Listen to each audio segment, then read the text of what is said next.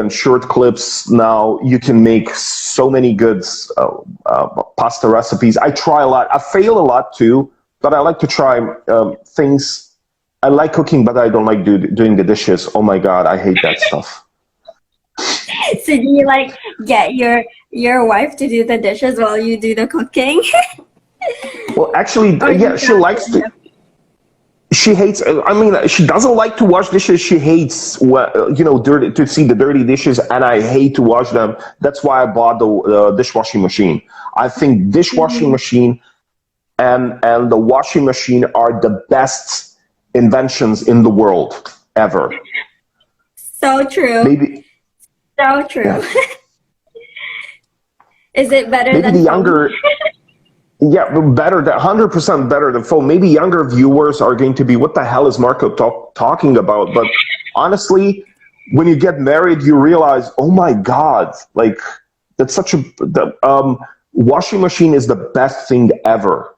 Best thing. I mean, can you imagine like washing your own stuff like my grandma used to, for example? You know, on hands. Like my grandma, she didn't have washing machine. I think I'm a second generation with that.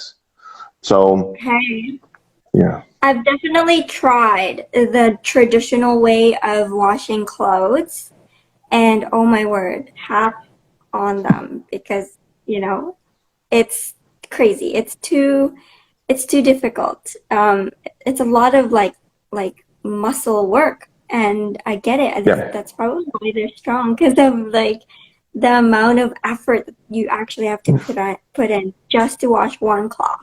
Like it's yeah, absolutely nuts. But also dishwashing is similar thing, right? Like it takes yeah, long. yeah. It takes a long time. So nice. I agree with you on that. Actually, that's a cool like thought of like I never even really thought of that because you're so Yeah. used to it.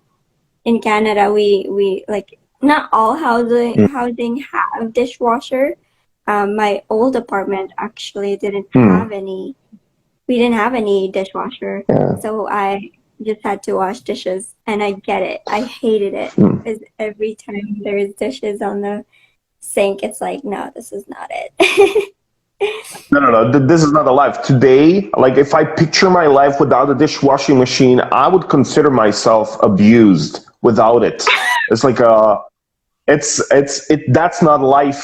You get used to good things so fast. It's unbelievable. I come to remember my grandma used to tell me she used to go to river and bring all the stuff, from a home in a big bucket, and she'd Right? go to the river, and she didn't have soap. They used to have some kind of soap where you melt the pig's fat and you cook it on a big fire, and from that fat, and they put some stuff, and then you make the soap, which and with this kind of soap, like you can make things white. And actually, this is one of the best soaps, really best detergents. So I'm thinking like all that work that goes into that, and I'm thinking, yeah, like my life is amazing. Really, I love it. This is great. God bless the washing machine and the washing machine. No kidding.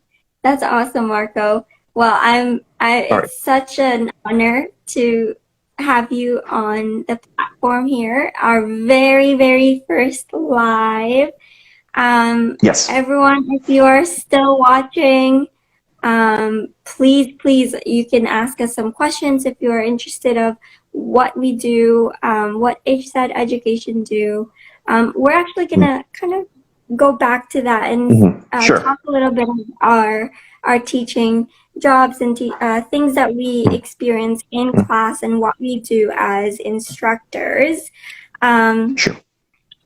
So Marco, I work as a linguist, as an instructor. English is a second language instructor, but I also work. I feel like I do so much that I don't really know what it's called. Our teacher. There we go. We're a teacher. We're a Yeah. teacher. Well, So I do phonology as well. So mainly pronunciation. So I'm like learning a lot of new things, just like you. Like kind of going, against the grain a little bit of what I do, not just like traditional English teaching, Mm-hmm. but on your end, you mentioned earlier that you teach CELPIP and IELTS. Tell us Yes. about what are some things what are like the tips and tricks that you tell your students all the time they're Well, taking on? it always changes. It's kind of like this week I talk about these things mostly, and the next week it depends on the people, of course. Mhm. Each person have their own way of studying and learning, so you have to adapt all the time, and constantly you're changing your ways. But some of the things are pretty much the same. What I've noticed recently, most of my students struggle with articles, VAN. They always struggle with those. Tenses also. Tenses, articles, and prepositions. So sometimes, but I would say that the biggest issue that I have is like overly long sentences in writing tasks. So they like to cram all the information into one long sentence. So I usually tell them, instead of doing that, just split that one long sentence into two or three different sentences so you can make more sense. So you can, and I repeated that so many times that, yeah, and I realize no matter how much I say that, it just repeats. The students keep doing the same thing. They like to do that to show that they can handle complex grammatical structures, and to show that they can use fancy language. But I usually say try simple first, and Yep. write two or three simple sentences. Then after that, you can make it more fancy, get things complicated. It's not a problem, but start simple first. So those are the things that I talk about the most, and Good. those are the mistakes that keep repeating in the classes. Yeah. Yeah. Also, I'm sorry. Also, when it comes to articles, and I have to say that some of native Canadian speakers don't know these things, and sometimes they also use them inappropriately, let's say. But I would say that these things are not hard, and it only takes 10 minutes. Just Google it. Just Google English articles or English. It only takes 10 minutes, but once you get it, it's going to give you tremendous self-confidence. You're going to use them properly. You're never going to make mistakes, and you're never, after, in the future, you're not going to continue doing those mistakes again, and you will know that you speak better than most Canadians too. So Yeah, no, absolutely. I totally agree with you. There's sometimes, you're learning English and there's a lot of native level or native like speakers tend to fall through the cracks as well. Like, they yes, say something that's not grammatically correct, or it just doesn't make any sense at all. Yeah. So yeah. what would be your tips for those who are, learning English and getting ready for their exam? Obviously, for exams is very systematic, right? Then you need to be able to Yeah. kind of learn the correct English. Now, there is street English, and we Yes. learn that environmentally, but now if they have to take IELTS or stuff, like what would be tips? Well, it depends. Of course, depends of the situation. Some students lack in speaking skills. Some students lack in writing skills. I would say that in most cases, students are much, much better than they think they are. But there is like this Yeah. psychological blockade that stops them perform better. In layman's term, it's something like being afraid of success, right? There's a lot of performance anxiety, and there's a lot of like stage fright, because in a specific situation, when you're speaking in front of microphone on the actual speaking test, it's kind of weird. Not like in IELTS, you have someone to talk to, so you can see the person's physical, but you can see body language, you can see expressions, and so there was a little bit of feedback. But now you're talking to talking to empty space and there is no feedback. So you don't know if you're doing something correctly or not. So you kind of have to trust in yourself. I usually give them some tips that can help them perform better, which is a tip that a lot of stand-up comedians and a lot of actors actually do before they get on the stage, singers included, which is shoulders back, chin up, and smile.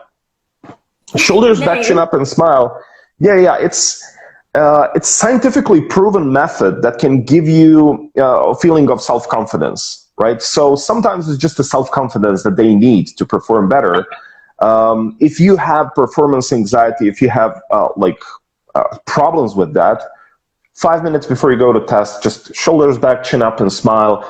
It is going to trick your nervous system into feeling comfortably. You're going to feel more comfortable, more like I control the situation.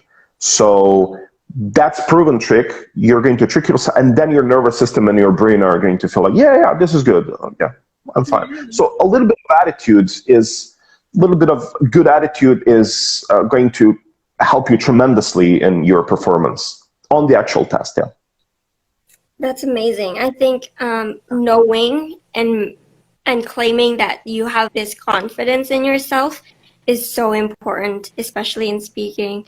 That's really cool. I'm gonna take that as well. I'll take that advice. As an instructor, there's times where we can get really shy and like nervous, Yes. especially first day of classes, and so confidence always gets you, and your brain kind of flows better because it's relaxed. Nice. Thank you so much for those for that tip, especially for speaking. What about in writing? You did mention run-on sentences. I think you mentioned that. But do you mind repeating that one more time for those who just joined us in today? Yeah, I was about the articles and the propositions and overly long sentences. Grammar, yes. Yeah. So when it comes to grammar, as I mentioned, the most frequent mistakes are in inappropriate usage of articles. Sometimes they put the wrong articles in the wrong place. Sometimes they don't put the articles where there should be, the, and, whatever. Also the prepositions, and sometimes they mix different tenses in one sentence. But the biggest problem I would say is the overly long sentences.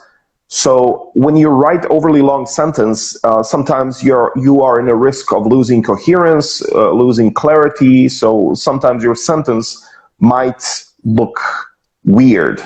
And I always tell my students, if it doesn't sound natural to you, probably it's not going to sound natural to the examiner on the test. So try to avoid that. Split your overly long sentence into 2 or 3 different sentences.